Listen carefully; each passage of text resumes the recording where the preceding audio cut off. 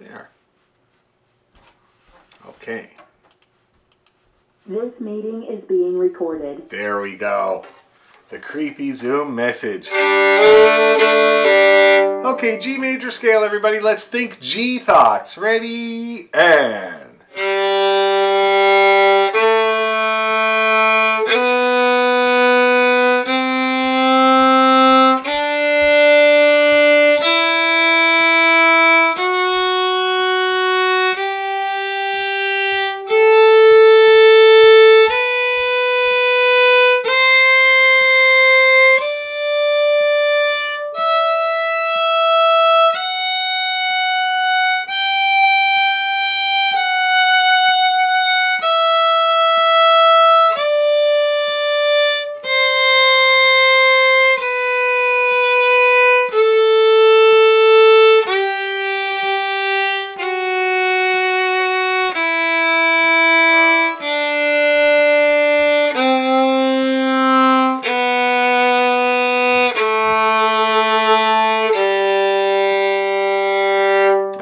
Now we'll do the arpeggio, nice and bright. Ready, and...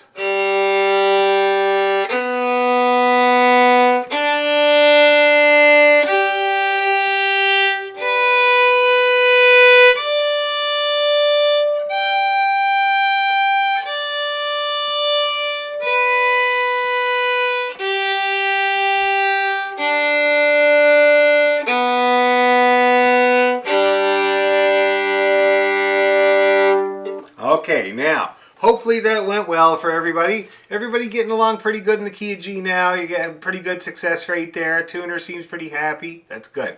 So now, let's up the game, okay? We're going to do it faster. You're not going to do a whole lot of tuning, hopefully. If you need to do the odd bit, that's fine. But let's just try to be mindful and see where the fingers come down and how you do when we go faster, okay? So I'll count it and it'll be kind of like this. 1, 2, 3, and...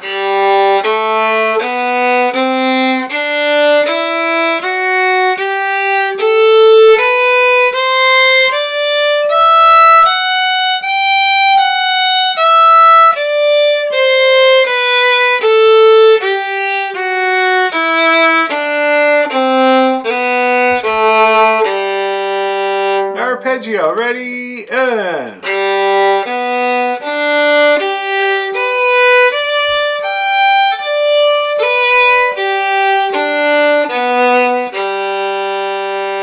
Alright, now how did everybody do with the faster tempo?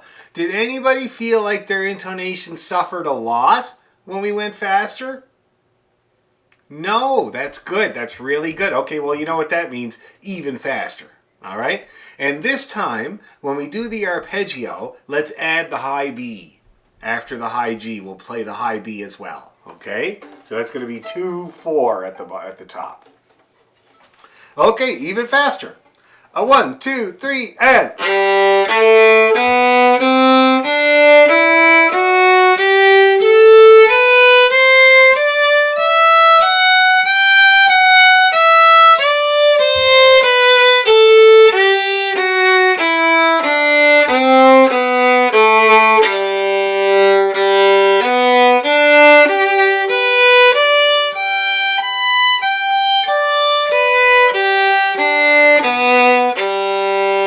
Let's do that arpeggio again because my high B was sharp as usual. 1, 2, 3, go.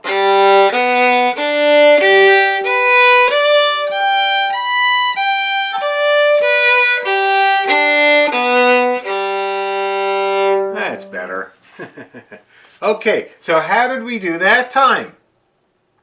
Still good. That's great, guys. That's really good. Now, the reason that I do that is for you to try to see where you still might be weak. What notes still might be weak. The usual suspects are B, C, natural. Let me see. F sharp is another suspect. So watch out for those notes when you're going fast. And the other thing is, the reason that we kind of do these tests of intonation is because when you're playing a tune and the eighth notes are flying all over the place, you don't have a lot of time to tune, okay? So you always want to see how you do even if you don't have time to tune. Now, one really good exercise I'm going to put in your mind now for that is an octave in one bow. Have I ever talked about an octave in one bow scale before? No? Okay. So it's a really great exercise. I learned it when I was doing Suzuki, and it's one of those caricature violin exercises. The reason I recognized it at the time was because I had watched a Bugs Bunny cartoon, and he was playing the violin, and he was doing this exercise. Okay? Recognizable. Anyway, and this is what it sounds like.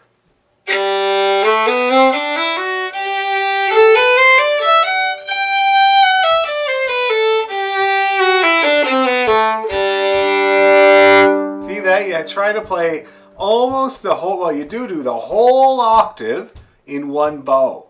And then you turn around and do the next octave in one bow.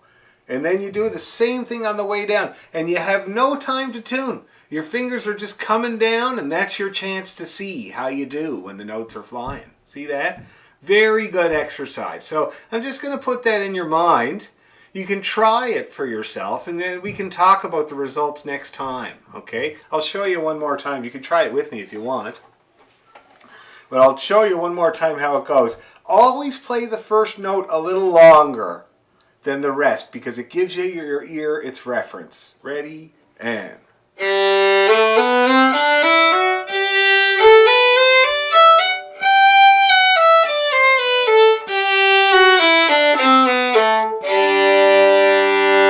You see that? Looked like it went not too bad. Let's do it again. Same thing exactly. 1, 2, 3, and...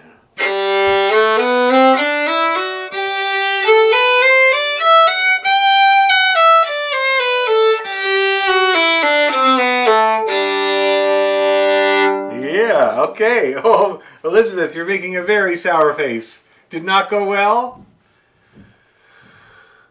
No, actually, it's just habit to switch the direction. Oh, I see. Yeah, okay. Well, you get the better of that. Now, the thing is I'll tell you the usual tendencies, because I've done this with lots of people to get to the next level of playing in tune.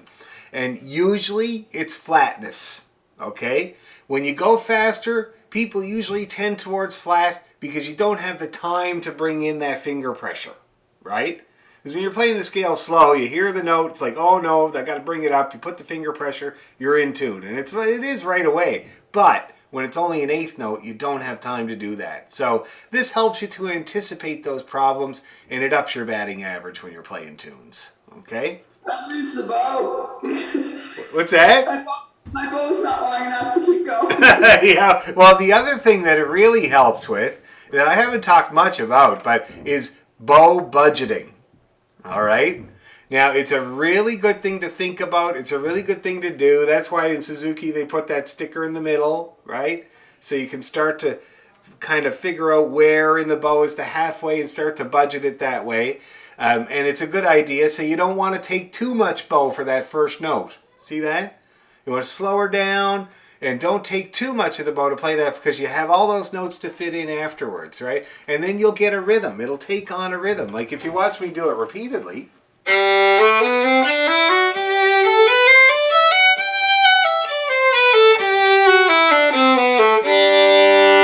See that? Nice rhythm. You get reliably in tune like that, and it's really good to do. Bow budgeting is really good, and it's the only thing that I can budget in my life is the bow. Anyway, so now let's warm up. So what was we did the jig of slurs last time, is that right? What was it that we did just before the jig of slurs? I can't remember now. Was it reels? Did we do some reels? Did we do Drunken Landlady or? We worked on the whole time last week the jig of slurs. Oh, did we? The week prior, we gone back to the triplet of the Oak that Miss Lyle and George V and Old Kings, and then we did a couple of new ones, the Red-Haired Boy and the Slocket Light. The Red-Haired Boy, I forgot about that. That's a great tune. And the Slocket Light, yeah, we had kind of a session that week. And you were going to get another one, I forget the name of it. Troy's Wedding is what we were going to learn tonight. But you're going to give us the music first. Oh, okay, I'll send it out to you. I thought I found a good... But anyway, first, before that, I'd like to practice the other thing. Which thing? Jig of slurs. Okay. Does somebody else have a question? No? Okay. Yeah, jig of slurs. Be great to practice the jig of slurs. Be really good. So let's see if what I found for music here. Yeah, it's a big one. It's a 4-parter.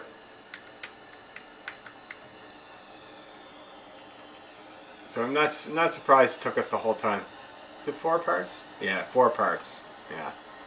Okay, cool. Well, why don't we give it a go? So we'll go nice and easy. And we'll play her a couple of times and see if anything goes wrong, shall we? Not too fast.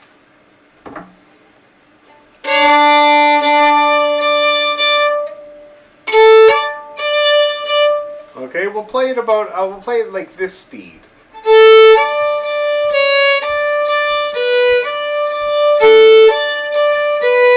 Is that gonna work for everybody? Let's do it. 1, 2, 3, and...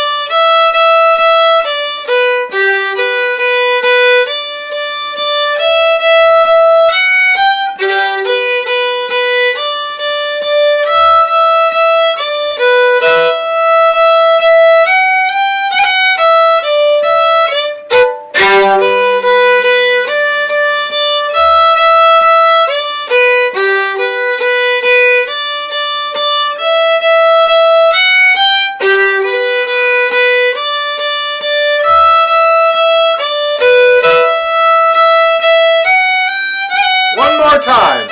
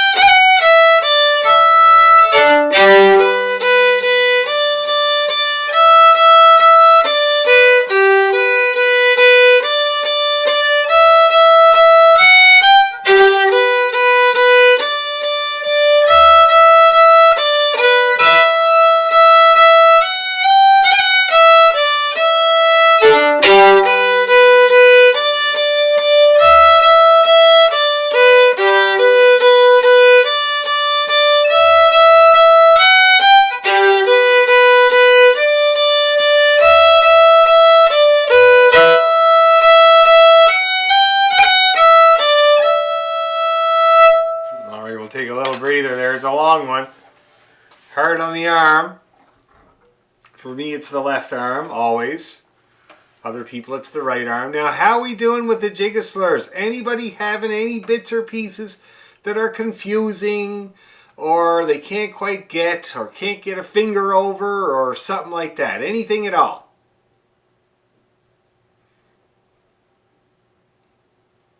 No! Jeez, that's awesome. Well, do you know what that means? We're going to have to go faster. All right? Yeah, I think we can. Let's see. Let's see what we can do here. Ooh, that's a good stretch there, Elizabeth.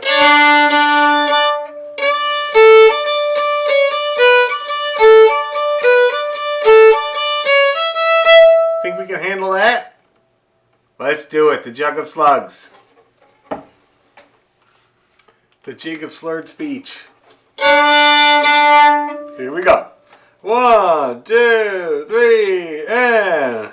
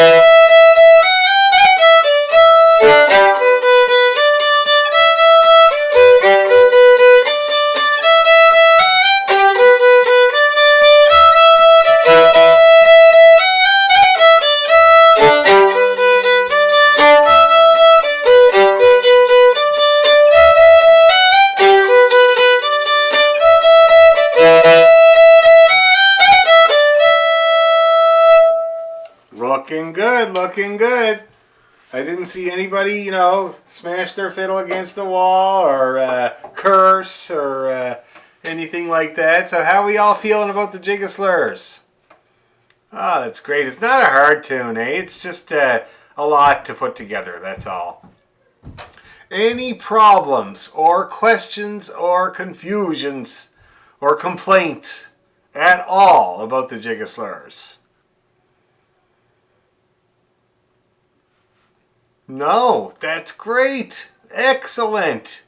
Okay, well we'll give it another little breather here. I wouldn't mind trying it even faster. I'll show you what speed, you usually do a jig at.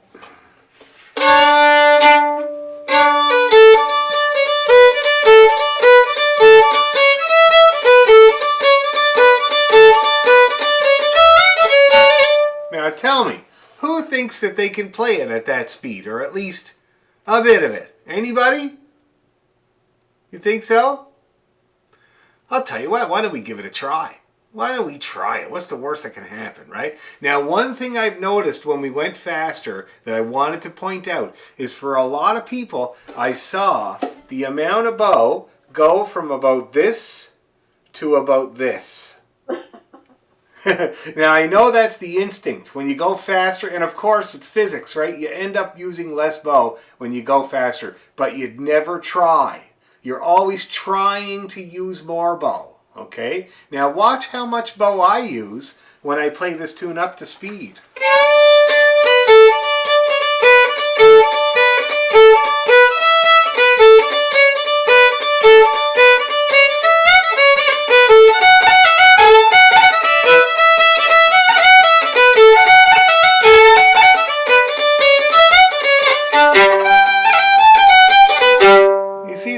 Plenty of bow. You want to belt that sound out there, and although you're going faster, you can still try to maximize, and it'll also help smoothness. So we're going to try it faster, and you guys are going to try to lengthen that bow, even though you're going to be, scared to death with the notes flying around your helmet and everything. It's okay. You're just going to try to lengthen that bow. Okay, I'll count you in. Don't give up. 1, 2, 3.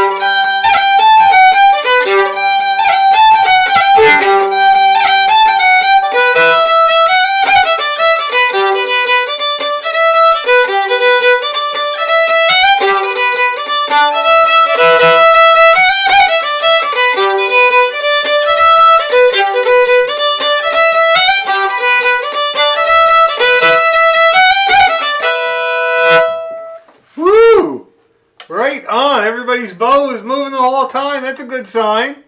And I did see more of it being used as well. I saw a lengthening of the bow. So, how did you do? What are your thoughts? My thoughts are, I swore when I took up fiddle that I'd memorized the music. But one of the things I'm best at is reading music and sight reading music. And I'm just glued to the music, and I think if I just let the music go, it'll be a lot easier. Yes, that is a very, very... Yes, here's what I've noticed about that, Elizabeth, that especially for people that can read already. This is like one of the biggest hurdles that I have for people that can read already because they play a different instrument or because they played violin in the past, and they can read, and they have this hang up when they're going fast. If I haven't read it, even though I might have played it, you have to kind of go back and pick it up. You know what I mean? It's such a common thing. I've noticed it time and again. You're going along, and maybe your ear just let you play a B part or the ending or something, but because you haven't read it, you don't feel good. You feel like you need to go back and read it, So yeah, I would say definitely for you, get away from that music. And I'm not a person... There are many of us fiddle teachers that are like, no music. No music. I am not one of those people. I mean, we have books. We have books that are 300-400 years old. There's a reason that we have written music in this culture, and it's reference. It's to, so you can remember the tune, right? And that's the best way to use it. Now, is there a chance, and this goes for anybody that's having this trouble that Elizabeth's having, which is very common, is there a chance you could have the music somewhere that you could glance at it if you need to? Oh yeah, sure. I think that's a step that I've taken with many people. So you're playing along, and if you're panicking, I can't remember what the next part is like, you just take a little glance. You know what I mean? I bet you would get along well. If you had a combination of my recording on the YouTube and the music over somewhere at a glance, I bet you'd start to see results in that. Okay. Okay? And this is probably the same for many people here. Like, the reading part is not really the hard part. The not reading part is the hard part for many people, okay? That was a very good point. Anybody else have any observances or stumbling blocks? How did you do with the music there, Jay? This is your first crack at it. Your bow is moving the whole time. I have the other problem. I think I know the piece, and I'm not reading all the notes. I can't seem to follow every note with my eye, and so I miss notes because of that. Has anybody ever explained to you with the violin music how you lessen the variables when you're reading? I've never had a formal lesson other than just those group lessons with Sandy. Yeah, and I know Sandy well. I played with him every Thursday for years and years and years, and I went to a couple of his classes, and he doesn't teach anything. He just tells you good. Yeah. It makes you feel good, but he doesn't really teach. No, I mean, he's He teaches you the love of the music. That's right, and that was that's a more traditional thing, like the traditional approach, like for instance, ornaments. My father, that's my father there, he never ever told me once how to do a cut or a grace note or anything. He just kept turning to me and saying, "Haven't you got that yet?" Because those old fellas, they didn't spoon feed. They just gave you the music, and you do what you want with it, right? Hopefully you do good, and you try to make the old fellas smile, like Sandy. But no, he didn't do very much instruction about like making things easier. Now, here's the thing about reading music, guys. This is for all of you guys that makes sight reading on the violin a lot easier. First of all, if the note is on a line, it's always going to be either 1 or 3 in first position. Always. Okay? If the note is on a space, it's going to be 2 or 4 or open, because we barely ever use our fourth finger in fiddle music. But I'm not going to show you the 2 because that would be very rude. See that? So we got the lines and we got the spaces. So now it's less guessing, right? When you look at the piece of music, you only have 2 options for that note rather than many. You see what I mean? The other thing is the way the music lies, the way the staff lies on the fiddle. Check this out. This is so cool. Because that's really why I think that reading music and playing the fiddle go hand in hand. And it's because, check this out. So we got the 5 lines on the staff, right? You take your fiddle, you put it over like that, and now you see where the strings lie on the staff. You see that? You see the domain of each string on the staff. So I'll show you what I mean by that. This was my dad's teacher showing me all these tricks. Everything up on the top of the staff is the domain of the E string. Okay? Everything from the top space up is all on the E string. The middle part of the staff here is the domain of the A string, and that's because the A string is the middle of the range of the violin. All notes go down and up from the A string. See that? Your A string is always the first one to wear out. It's the one we use the most because it's the middle of the fiddle and the middle of the staff. See that? Everything hanging around the bottom of the staff is the D string. Okay? And everything on the G string has an extra line. There are no notes on the G string that don't have an extra line. See what I mean by that? So if you get to know where the strings lie on the staff, and you get to know that odd number, even number finger thing, you can fly through music without even knowing what note you're playing. And that was my problem when I first became a freelance fiddle player here in the city, hired gun, playing in different bands, I didn't know what note I was playing. Because when I was growing up, we did the finger numbers in Suzuki, and I read music as fast as anything, like at full speed, but I didn't know what note I was playing because I was just seeing that dot and thinking 1 or thinking 3. Right away, automatic, like a typewriter.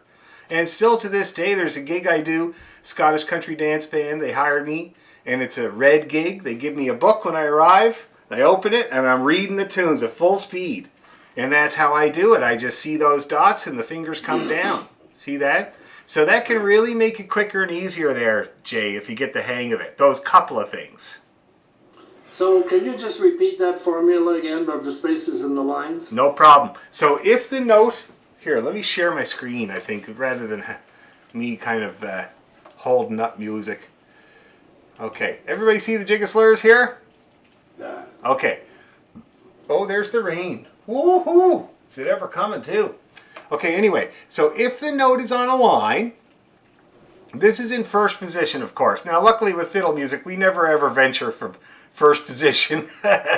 So that helps us. But anyway, if the note is on a line, it's always going to be either 1 or 3. It's never going to be anything else. Always just the 1 or the 3. Okay, in this case, I'm pointing to a 3. If the note is on a space, it's always going to be 2 or 4 or open, because 4 is the same as open. Also the even number of fingers, this half of your hand. That's what they used to call them, right? They used to call it this half of your hand and that half of your hand. In the old Royal Conservatory method. I don't know if you guys have ever done this, but it's a very good exercise for fiddle players. And it's really hard to do. When you first start trying to do it. Yeah, you got to be careful who you do it in front of, yes. Anyway, so yeah, so that's the line and spaces hack there, Ross, okay? If it's on a line, 1 or 3. If it's on a space, 2 are open. Always. You don't have to guess. It's always the same. And then so again, I'll just go over the domain of the strings. Here's the E string. Everything on here all the way up to 6th position is all on the E string, okay? Here's the A string. These 3 lines in the middle here is all the domain of the A string, the middle of the staff. So if your notes are in the middle, you know you're on the A string. You don't have to guess. Then everything down around the bottom of the staff is the D string. Everything down here is all on the D string. And then anything on the G string has extra lines. Every note on the G string. Okay? So if it has extra lines, you don't have to play any of the other strings. You know exactly what string you're on. All right? Does that make sense to everybody? That's terrific. Yeah, that's good. Okay, now it still takes practice. These tricks take practice. You have to kind of read lots of music and notice and react, and after a while, you'll get the hang of it. It'll hasten things along. Oh, the other thing I forgot to mention, my dad's teacher's old saying, reading music on the fiddle is easy. When the dots go up the staff, your fingers go on the fiddle. When the dots go down the staff, your fingers come off the fiddle. It's very simple and very true. And when I read music, I take a look at the shape of the melody, and I have kind of a vague idea that way. See, and all these things just lessen the guesswork. My God, I talk a lot. Anyway, has everybody got those little rules and stuff straight there? Any other questions about reading music? Yeah, I'm glad you brought it up there, Jay, because we haven't talked about it a huge amount, but it is something that's the stumbler for a lot of people. Any other questions about reading the music? I don't have a question about reading music, but I'm curious about the tassels on Ross's and is it Ray's Fiddle? Ross got a bit of tartan there. You got to unmute, Ross. Oh, you're muted. I'm unmuted now, I think. Okay. Yeah. You're looking at this tassel. Yeah. Okay. I haven't seen that before. It's the Donegal Tartan. And I play with a group, well, pre-COVID, I played with a group called the Donegal Fiddlers. And we do a monthly dance and old folks' homes. And, just summer concerts and that kind of thing. I've never taken a fiddle lesson. And many people in the group have learned just from the foot of somebody else. Yeah. But we have a lot of fun doing it, and hopefully we get back to doing it after COVID. That's Where are great. you located? I'm in Baltimore, which is north of Coburg, and the group that I belong to is focused around Norwood, Ontario. Oh, cool. That's great. I love your name, Donegal Fiddlers. I've been to Donegal, like, I don't know, maybe like 4 times. And it's some of the best times I've had in Ireland were in Donegal. Those people are out of their minds, in a good way. So my tassels are the McClellan tartan, and I wanted to get a kilt, but this is all I can afford. Yeah, kilts are expensive, eh? Wow. Yeah. We were lucky in my They look family. really nice. Oh, it's lovely, yeah. We were lucky in my family. My aunt is a tartan designer and weaver. And when Sydney, the city of Sydney, turned 200 years old, she designed the commemorative tartan. It's called the Sydney Bicentennial Tartan. And she made us all kilts. Check this out. This was our family band. 1984 or something like that. See that? Wow. That's the Cape Breton Bicentennial Tartan. It's gorgeous. Now, I inherited Dad's kilt and I wear it for shows that I have to wear the kilt. I always wear Dad's kilt. It's a gorgeous tartan. People ask me about it afterwards, and I have the card from my aunt that explains why the colors are there and why it was made, and it's just gorgeous. But anyway, there you go. Okay, any other questions about reading music or anything like that? Yes, Susan? Oh, I was just going to say my grandmother's clan would be the Buchanans, and their kilt is the ugliest one I've ever seen. It looks like Bumblebee roadkill. Oh. It's horrible. It's yellow, black, and red. Well, don't always remember you take a pinch of salt with all this kilt stuff, right?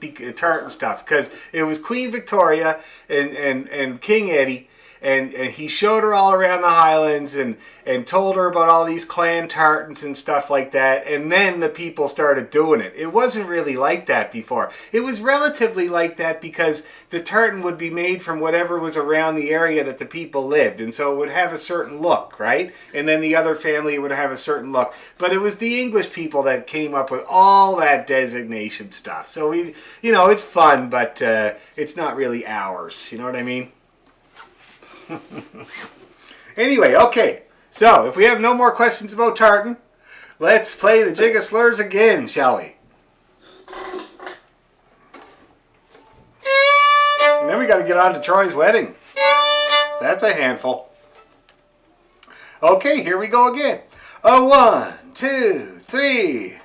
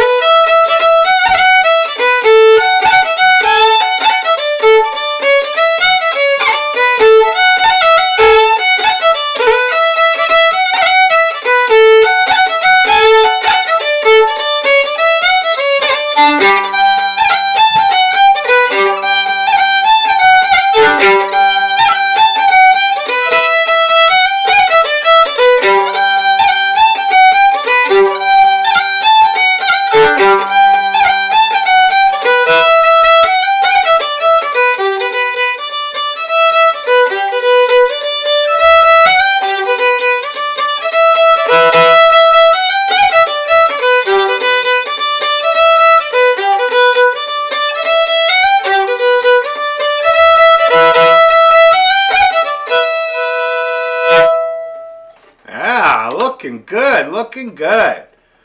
Everybody feeling all right about that one now? That's quite a clip. That's very, very good. Okay, Troy's Wedding. Brace yourself. Take a breather while I play it for you a couple times. Oh, I gotta find a good version. Hold on now. Yeah, I need the music. Yeah, Thanks. no problem. Okay, Troy's Wedding. I did find a good version. I'm pretty sure. Pipe tunes. Oh, yeah, pipe music. Pipe music is hard to read. Troy's Wedding. I think there was a good...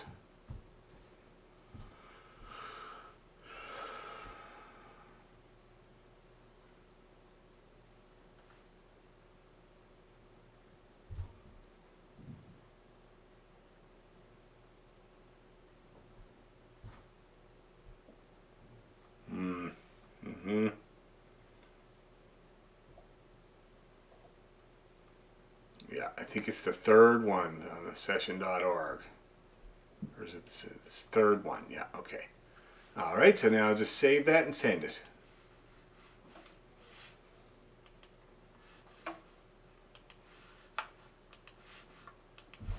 Okay, so we got Melanie.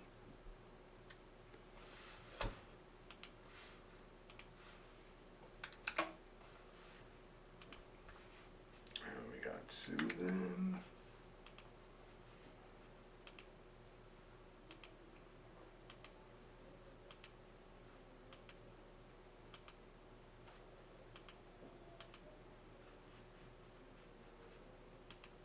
Elizabeth and Jay.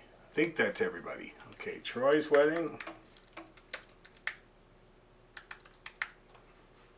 Hitachi.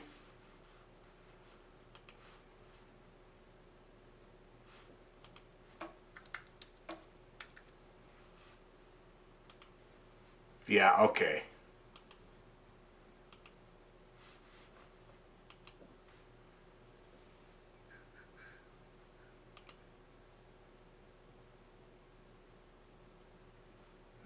Which one is it?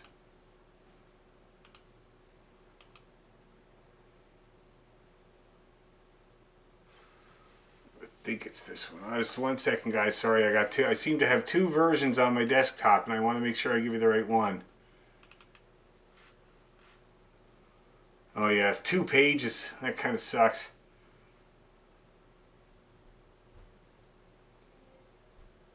Yeah, this is the good one. Okay, so that's the first one on the desktop.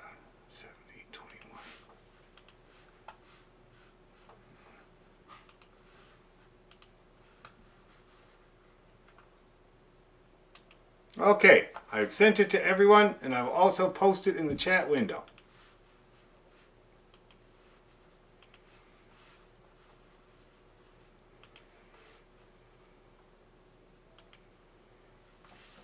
All right. Everybody receiving that?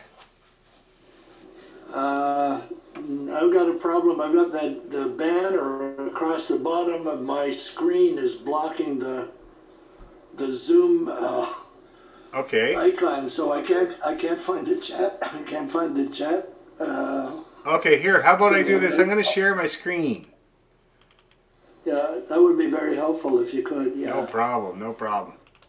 There we go. And I can still see everybody there. That's good. And I'll just open this up here. Troy's Wedding. Okay, yeah, it's 2 pages, but it's probably good because they have the last part. They have just written out all the endings, which I always find less confusing. Yeah. So anyway, so while you're looking at it there, guys, I'm going to play it a couple times, and so you can get the sound of it ringing around your head. Tune my fiddle again. It rained. Okay, here we go. Everybody's ears are up.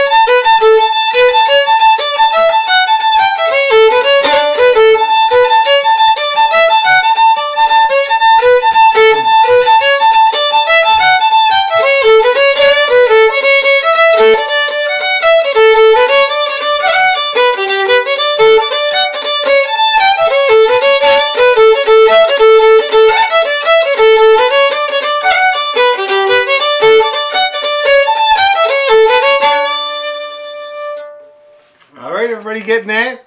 Now this version, the syncopated part, is different than the way I remember playing it. The way I played it, I like this version better, but...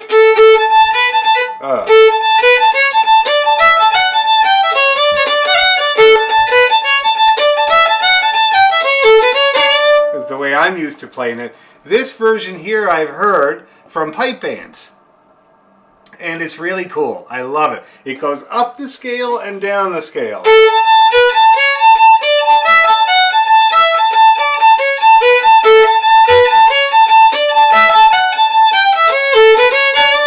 So I think we'll stick with that because it'll be good practice as well. Okay? So Dan? yes. Dan, I didn't get it. You did is And this I'm Janet? trying to print it off of, I didn't get it. Okay. I'm trying to print it off of the chat, but it won't print. Okay, hold on. Download, I'll send it to you. Okay. And I'm trying to read it off your screen, but failing me. Is it Too small. Too small. Okay, no problem. Let me get that up again. Try to make it a bit bigger, but then we got the 2-page problem, see? Yeah. Yeah. Anyway, I've just sent it to you there, Janet. You should have it now. Okay. Thanks, Dan. No problem, no problem. Wonder if we could do side-by-side view. Side-by-side. Is there side-by-side? 2 pages. Did that help? Not really. Oh, I know what I can do. I can duplicate. There we go. Now page 2 is there. There! 2 pages at the same time. Everybody see that okay? Nice and clear? Is it better? Good. Okay. Now you can hear that this is quite a tune. It's a handful.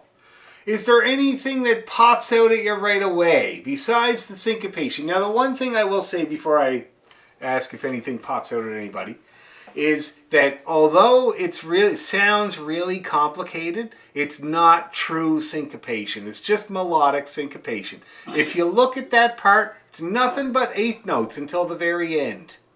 Okay, so there's no weird lengths of notes or anything. It's just the way that they're laid out that makes it sound syncopated. So just keep that in your mind. It's all very simple. It just it's smoke and mirrors is what it is. All right? Now, is there anything that jumps out? Yes, Ross. I did have a question right away because I had a version from the Tune Folk Finder, which is not this. I think that's the way you used to play it. But Yeah. on the part that goes from A to A and then up to scale, Yeah. the fingering was really perplexing here. How you can get up to the second bar, but then doing A-A-D, A-E-A, my fingers sort of turn into pretzels. Yes, yeah. Now that's you bring up a really good point. What fingering do you use there? I use the method of hold it down. Which is something I do quite a lot. I am always doing that, leaving a finger down. Watch my left hand when I play this part.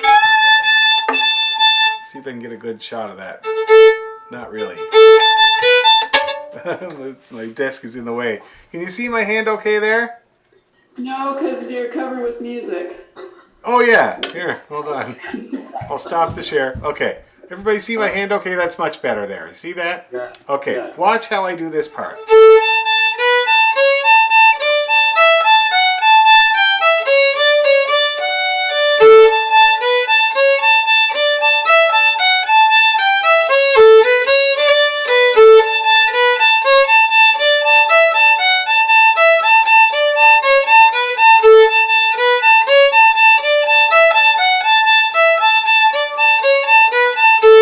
See that? My third finger was on the E string that whole time. The only time it moved was to lean over and get that D as well. Okay, you see how that works? I'll do it again slow. No, that's the one I can't figure out.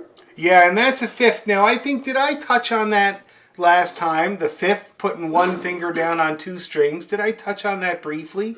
Yeah. Yeah, you did, yeah. This is an example of that. This is see that? That's a 5th. So my 3rd finger is on the A string and the E string. Oh. Yep, there you go, Ross.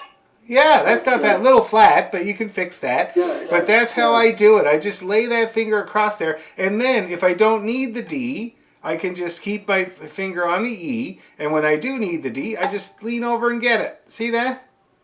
Yeah. And it's because I've practiced that fifth. Because my teachers made us practice. They made us practice fifths on all the fingers, eh? Oh, yeah. And on all the string combos. Very good to do. I do it all the time. It's half of my playing is putting one finger on two strings and leaning back and forth. So that I'll do it again nice and slow so you can watch.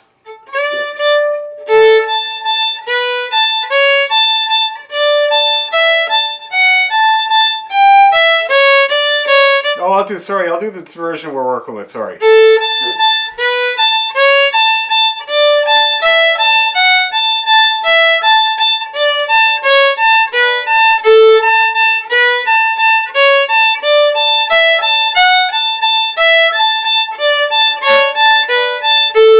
See that? Nudge and lean and, yeah, because I hate working, picking up my finger and putting it back down is such a pain.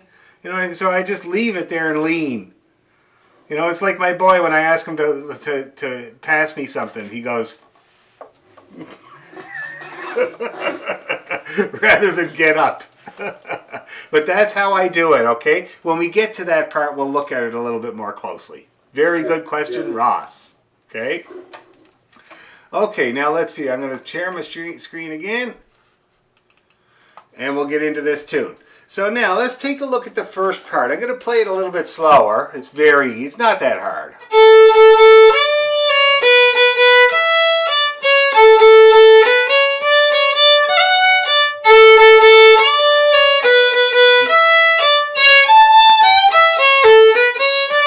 And there's a typo. This is definitely a typo. It's not a version thing.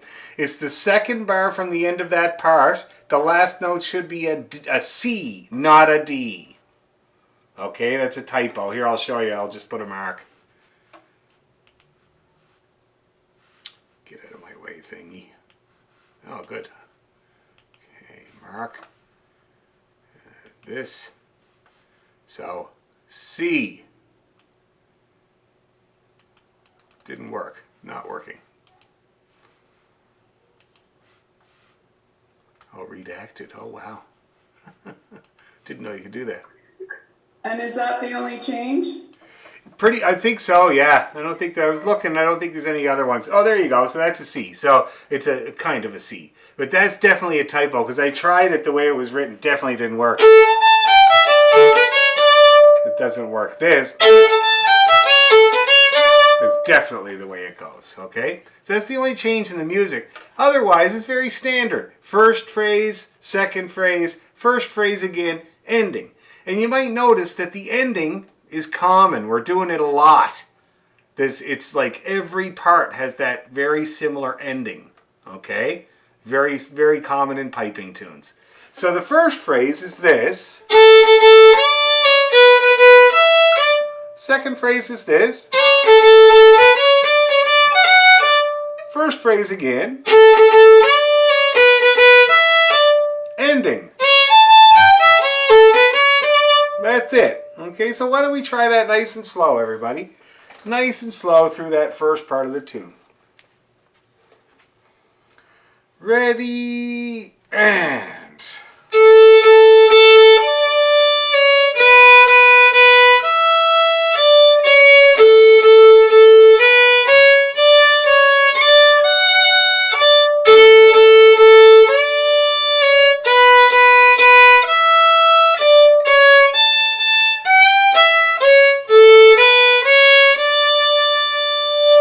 Looking good, looking good. Anybody having any problems?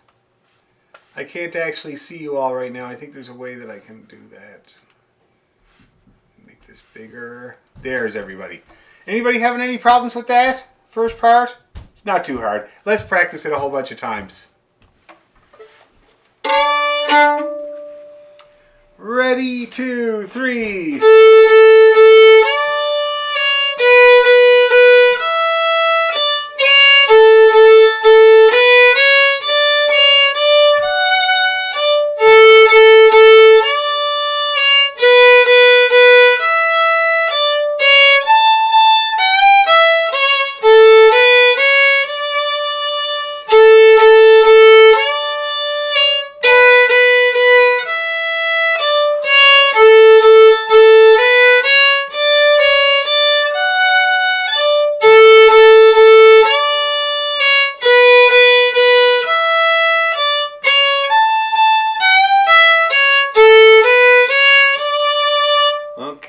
Looking good, looking good. A little tiny bit faster. Ready, 2, 3.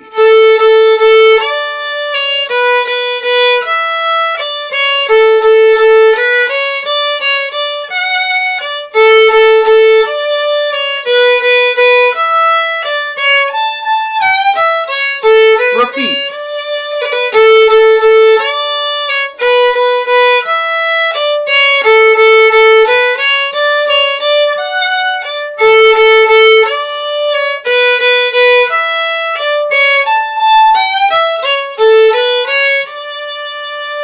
All right, how are we doing? Anybody having any problems with the first part? Anything at all? Excellent. Very good. So then we change key a little bit. We're going to start off with a G chord in this next bar. So we got the G to the E, and then the F to the D. You see how that's the same lick but different key for each one? We got the G one, and then the D one. See that? And then we arpeggiate, scale up, and then we got that first phrase exactly the same thing again. Slightly different. Ending. Okay, and you can play that exactly the same as the ending from the first part. So that's how the second part goes. We got this G bit, G and E. We got the D bit, F and D. Arpeggiate, scale up, do it all again, and play the ending. Everybody got all that? Let's try it. Nice and slow. And then we'll do the second ending, which is long. All right, we'll look at that separately. So let's try it with the first ending, nice and slow. G to the E.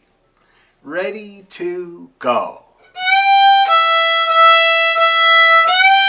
F to D. Arpeggio. Scale. D. G to E. F. Ending.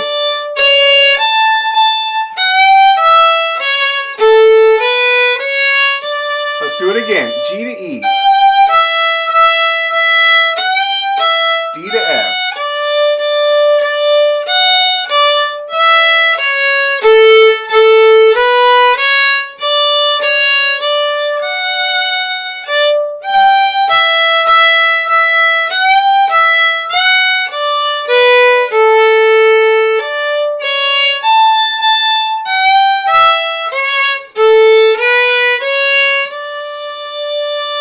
Looking good, looking good. So that's the first time through the B part.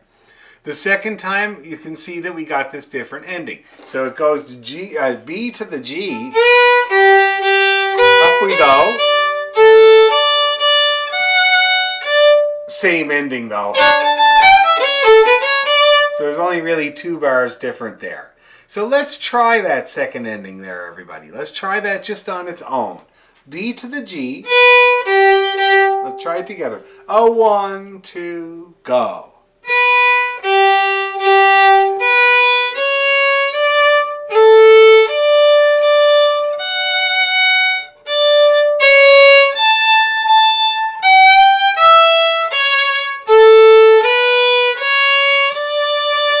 Let's do that again. Same exact thing. B to G. Ready to go.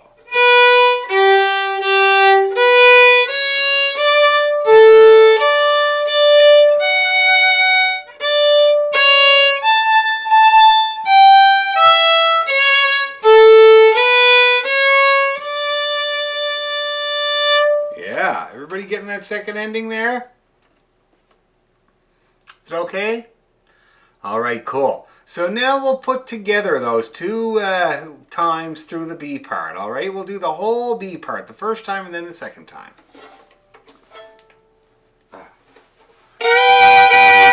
Here we go.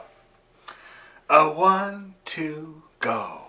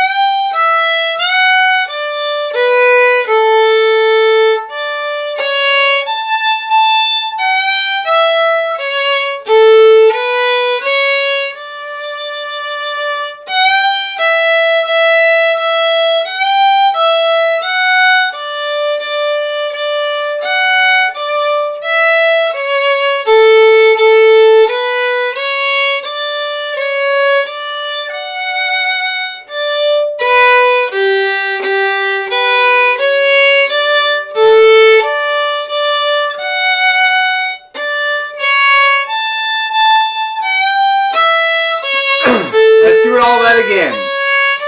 One more time. G to E.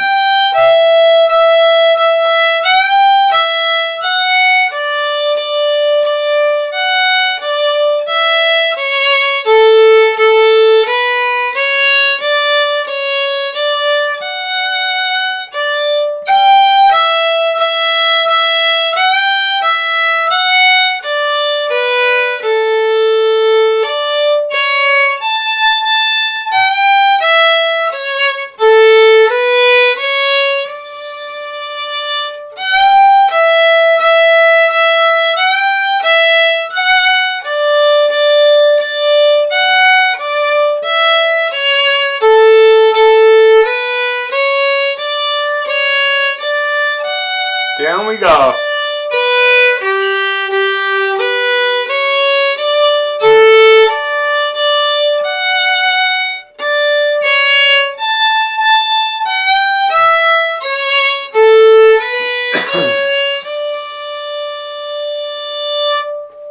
Oh, it's looking good. Everybody looks happy.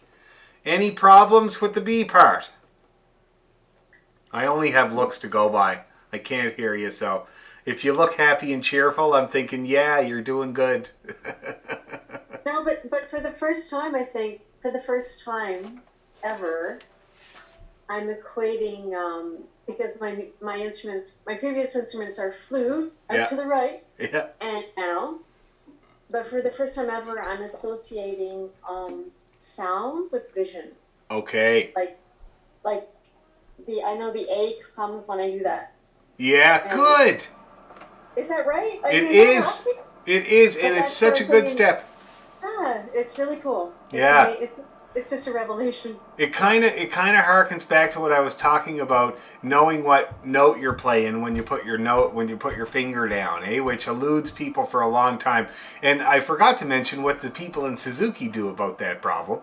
And it wasn't a thing when I was coming up through, but then when I was teaching the Suzuki classes out in Oakville in 2005 or 2003, the little kids out there who were 10 and 11 were doing this. And when they play a note and they get it in tune, they sing the name of the note. So they play, I can't, it's terrible. D, D, D, D, D. So funny, the kids. And they're trying to tune their fiddle, right? They're going, A, A, A. But I'm going to tell you, apparently, I've read about it. It works. Like, if you do that a little bit, then you really start to know right away what note you're playing when you put your finger down. And not only that, apparently it strengthens your intonation like crazy as well. And that's why they do that. So, anyway, just thought I'd mention it because, first of all, it's funny, and apparently it's quite powerful. Okay, so now that we've distracted you with Elizabeth's revelation, which I love, let's try the first two parts together. Okay, we're going to play the A part and the B part together, and then we're going to tackle that crazy syncopated part. So, the first two parts together. 1, 2, 3, and...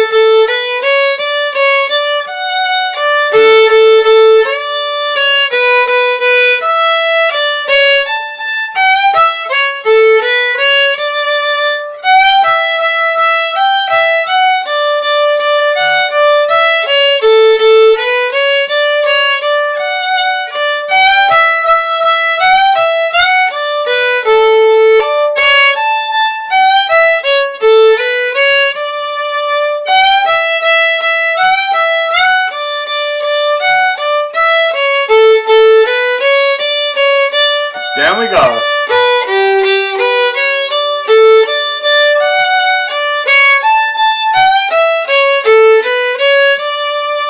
Yeah, everybody was moving along just cheerfully there. That's great. Now, syncopated part. Oh my God, we already talked about how to finger it, and you might be able to kind of get that technique going, hopefully. So yeah, it's very simple. So we got, now here's the thing. When I was a kid, I could not play this part. When I was about, I guess I was about 8.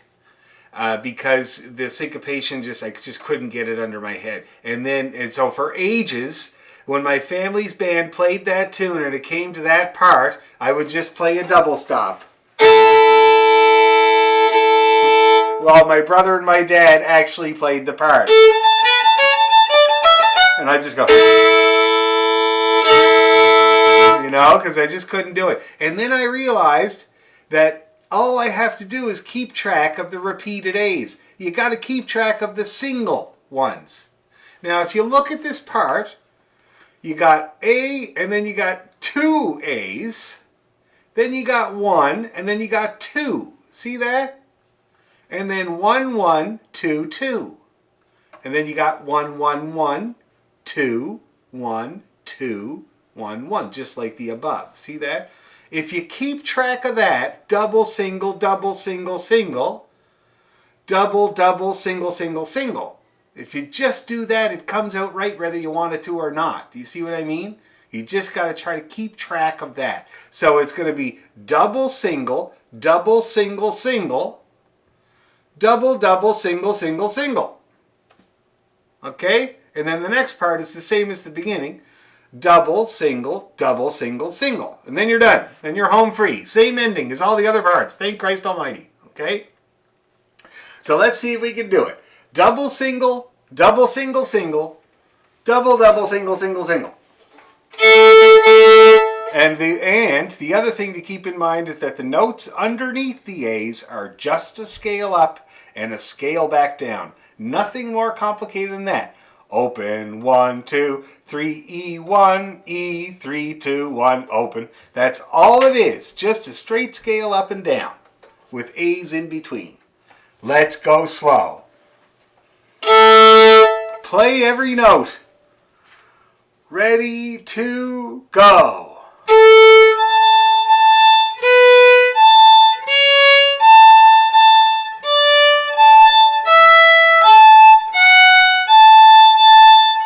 Oh, sorry, I played my old version. Let's try it again. Ready to go.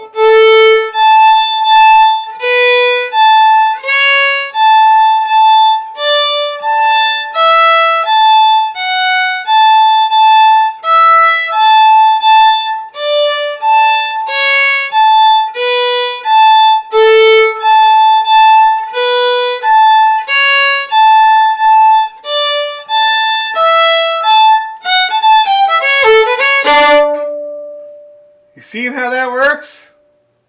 Let's do it again. Nice and slow. Same thing. Starting with open to 3. Ready to go.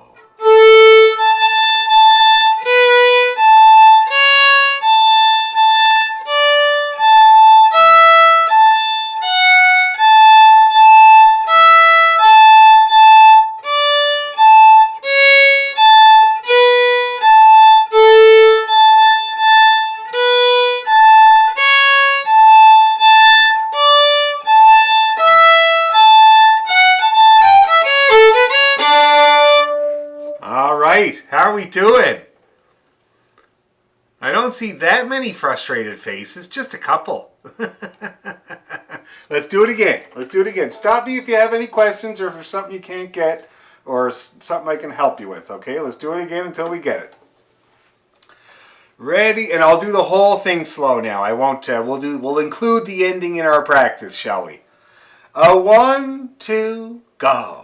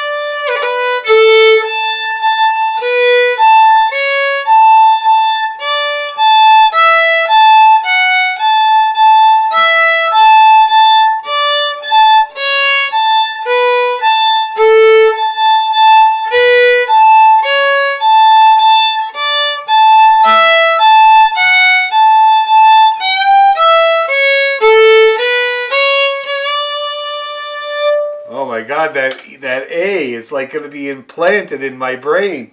That high A. How's everybody feeling about the syncopation? Good. See, if you just keep it simple in your mind, you can do it. You have a chance of doing it, eh? It's this, it's like kind of like German. I don't know if anybody's ever tried to speak German, but we used to tour in Germany in the Irish dancing show a lot, and I had to talk to the audience, And I had taken a German course in university, and the guy gave me a pity 60 because I was gone on the road all the time and barely in class, and the final exam was an oral exam, and I told the guy all about my travels and playing music and stuff, and he was very interested, and at the end he said, "How's 60?" And I said, "Sounds good to me." But then when I went to Germany, I did use my German because I had to talk to the audience because I was the music director. So I was the one talking to the audience. And so I came up with what I wanted to say, and I had help with the German tour manager to pronounce it properly. And it worked out great. It got laughs because there was a little joke in there. People really liked it. But her best advice to me speaking German was, German is really easy. You just pronounce every letter you see, and you end up saying it right. And she was correct. That's how I got through. This is no different. If you just play all the notes in order, it's going to come out right. After a while, your ear will start to hear that syncopated line. And you'll really like it, believe me. It's the best part of the tune, right? But it's just at first, it's hard to step back because you're trying to play each note. Okay? Now that I've distracted you, let's try it a couple more times, and then we'll get the ending, the last part. Not hard. Last part is the easy part. Well, it's kind of tricky. Okay, couple more times with that syncopation. 1, 2, 3, and...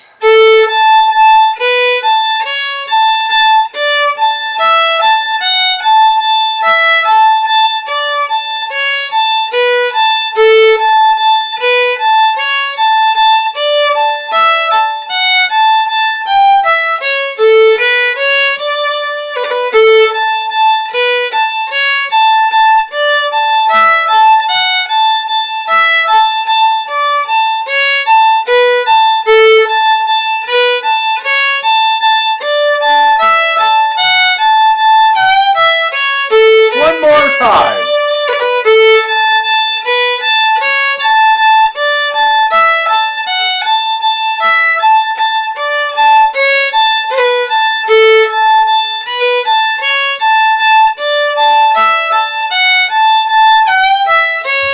Repeat.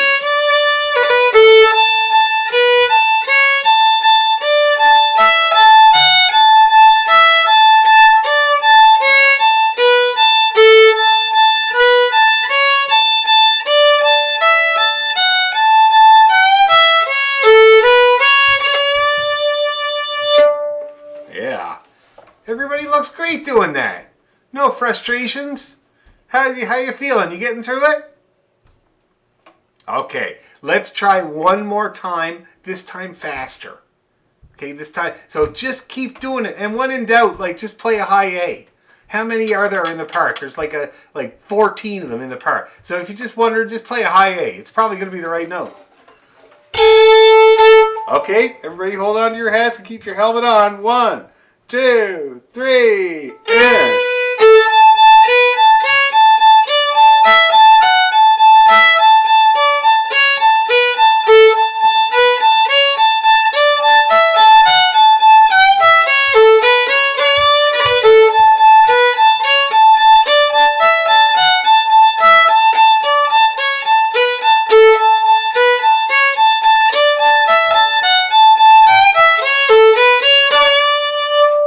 Oh, looking good, people. Looking good. Everybody getting along okay? That is great. We'll practice it more. It's definitely not easy. Now, the last part. Not too hard.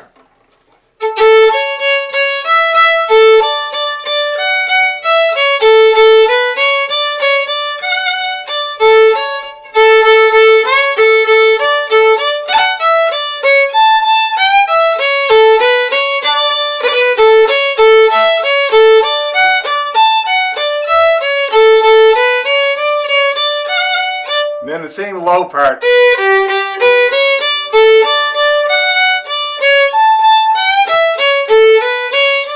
It's fairly straightforward. You get some of the B part, or sorry, some of the A part in there, the same ending for sure, and that low part that we've already done. So it's not that much to put together.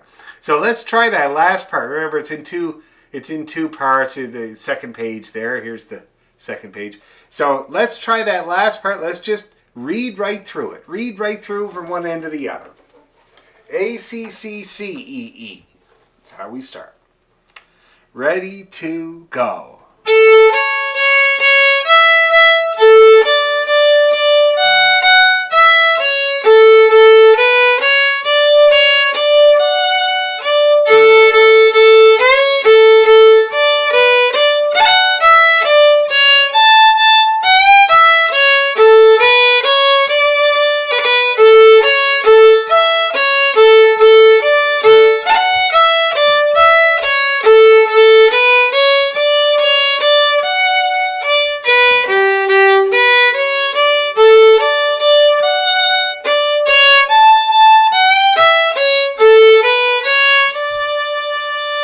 See, not too bad. Everybody had a good time playing that. Let's do it again, just to be sure, okay? Oh, 1, 2, go.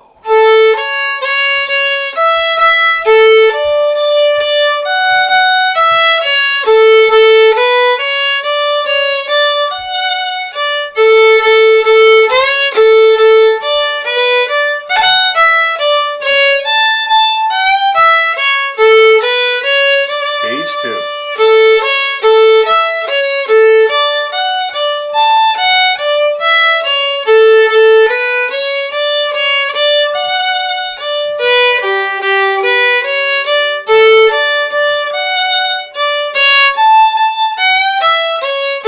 One more time.